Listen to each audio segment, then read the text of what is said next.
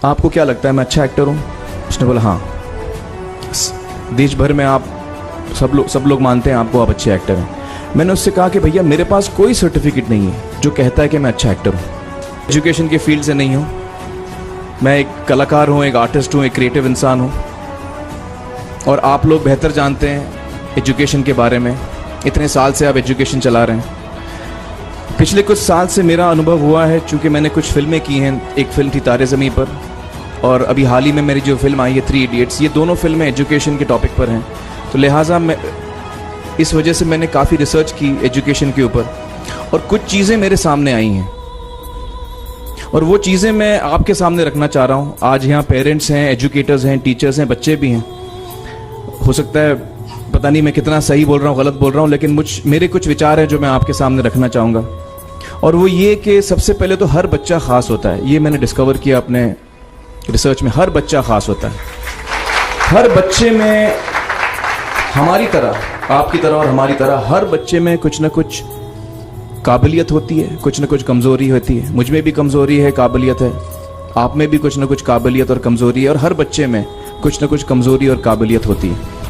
और हमें as parents, as elders, as education system, हमें हर बच्चे की खासियत को पहचानना है, उसे मदद करनी है। उसकी क्या खासियत है, उसका क्या दिल चाहता है, उसे किस चीज़ में खुशी मिलती है, वो हमें उसको हेल्प करना है कि हम उसको वो ढूंढ सके, और उसमें हमें सपोर्ट करना है। और जो उसकी कमज़ोरी है उसमें हमें उसको सपोर्ट करना है। मुझे अक्सर एजुकेशन इंस्टीट्यूट्स मुझे बोलते हैं कि हम हमारे स्कूल में सारे बच्चे पास होते हैं, हमारे स्कूल में सारे बच्चे फर्स्ट आते हैं, या हम जो बोर्ड एग्ज़ाम है उसमें हमारे सारे बच्चे पास होते हैं। मुझे एक सवाल पूछना है कि हमारे कितने बच्चे खुश हैं? सबसे बड़ा सवाल मेरा ये है, how many of our children are happy? क्योंकि देखिए, पढ़ाई लिखाई तो हम सीख ही लेते हैं। जब मुझे कोई चीज़ सीखनी होती है तो मैं कुछ ना कुछ करके सीख ही लेता हूँ। हमारी फिल्म 3 इडियट्स जब रिलीज़ होने वाली थी, रिलीज़ से पहले हमने कई स्क्रीनिंग्स रखे थे, टेस्ट स्क्रीनिंग जिसको हम कहते हैं, जिसमें कि हम ऑडियंस जैसे आप लोग हैं उनको बुलाते हैं, फिल्म दिखाते हैं, उनसे पूछते हैं कि फ़िल्म कैसी लगी। ऐसे एक टेस्ट स्क्रीनिंग हमने किया था। बम्बई में एक फैक्ट्री में कारीगर लोग काम करते हैं, तो करीब 25-30 कारीगर आए थे उस स्क्रीनिंग में। स्क्रीनिंग के बाद उनका एक कारीगर था, उसने मुझसे एक सवाल पूछा। उसने मुझसे ये पूछा, आप लोगों ने फिल्म देखी है 3 इडियट्स? उसने मुझे एक सवाल पूछा जो बहुत कमाल का सवाल था। उसने मुझे ये सवाल पूछा कि सर, पिक्चर के अंत में हमें पता लगता है कि आप तो रणछोड़ दास थे ही नहीं, रैंचो तो थे ही नहीं आप, तो सर्टिफिकेट तो आपको मिला नहीं, वो तो जावेद जाफरी को मिल गया। तो आप इतने बड़े साइंटिस्ट कैसे बन गए? इतने बड़े पेटेंट्स, 400 पेटेंट्स, जापानी लोग आपके पीछे पड़े हैं, तो आपको सर्टिफिकेट तो मिला नहीं, तो आप इतने बड़े साइंटिस्ट कैसे बन गए? बहुत ही अहम सवाल है ये, बहुत ही इंपॉर्टेंट सवाल है। और ये जो मुद्दा है उसके हार्ट में जाता है ये, कि जब मैं एग्जाम के लिए रट के जवाब देता हूं और वो जवाब में मुझे नंबर मिलते हैं और मैं पास हो जाता हूं, तो मेरे हाथ में एक पर्चा आता है जो मुझे कहता है कि मैं पढ़ा लिखा हूं। लेकिन वाकई में पढ़ा लिखा हूं या नहीं, ये अभी तक हमको श्योर मालूम नहीं है। लेकिन जब आप नॉलेज चाहते हैं कि आपको मिले, विद्या मिले आपको, तो फिर वो कागज का मायने कुछ होता नहीं है। तो मैंने उसको जवाब में 2 सवाल पूछे। मैंने बोला उसको कि भैया आपको क्या लगता है मैं अच्छा एक्टर हूं? उसने बोला हाँ। देश भर में आप सब लोग मानते हैं आपको, आप अच्छे एक्टर हैं। मैंने उससे कहा कि भैया मेरे पास कोई सर्टिफिकेट नहीं है जो कहता है कि मैं अच्छा एक्टर हूं। मैंने फिर उससे एक सवाल पूछा कि मैंने सुना आप बहुत अच्छे कटर हैं, आपके जो बॉस मुझे बताते हैं कि आप उनके मेन कटर हैं और आपकी बड़ी इज्जत करते हैं वो, आपके पास कोई पर्चा है, सर्टिफिकेट है जो मुझे बताता है कि आप कटर हो? उसने बोला नहीं सर। तो मैंने बोला आपका जवाब आपको इधर ही मिल गया। Education is beyond marks, education is beyond grades, education is what you learn.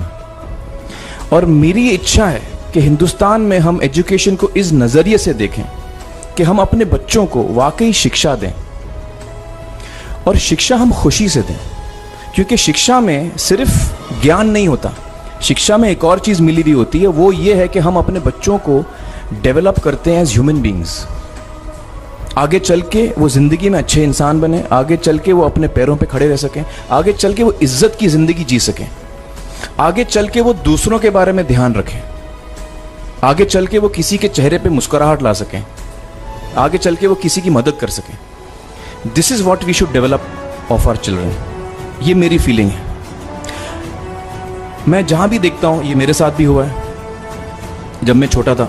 जब से हमारे बच्चे छोटे होते हैं, जब से बच्चे पैदा होते हैं, बच्चा घर आता है, हम बच्चे को पूछते हैं भाई मार्क्स कितने मिले, फर्स्ट आए कि सेकंड आए? वो बोलता है सेकंड। सेकंड आए तो अरे फर्स्ट नहीं आए, डांट पड़ती है उसको। जो बोलता है मैं 10th आया तो उसकी तो हालत ही बुरी हो जाती है। बच्चे को लगता है यार ये फर्स्ट आना बड़ा जरूरी है। उसको रेस में हम पूछते हैं तुम रेस में फर्स्ट आए कि सेकंड आए? में हम उसको बचपन से, जब से वो लोअर केजी में होता है, जब लोअर केजी में रेस होती है, चमचा मुंह में लगा के उसमें नींबू डाल के भागते हैं। उसमें भी हम बच्चे को पूछते हैं अरे मेरा बेटा फर्स्ट आएगा, ला दो बेटा मेरा फर्स्ट आना। मतलब पेरेंट्स चिल्ला रहे हैं बेटा भागो, मतलब नींबू लेके भागो। तो उसमें होता क्या है कि बच्चे को लगता है कि यार ये बड़ा जरूरी है। मेरे पेरेंट्स को हमेशा, मेरे पेरेंट्स मुझे एक ही सवाल पूछते हैं, मैं फर्स्ट आया कि नहीं। उसके जहन में ये बात बैठ जाती है कि मेरे को अव्वल आना है, मेरे को compete करना है, मेरे को बाकी लोग से आगे निकलना है। टीचर्स भी यही सवाल उसको पूछते हैं आमतौर पे। ये मेरे साथ हुआ है।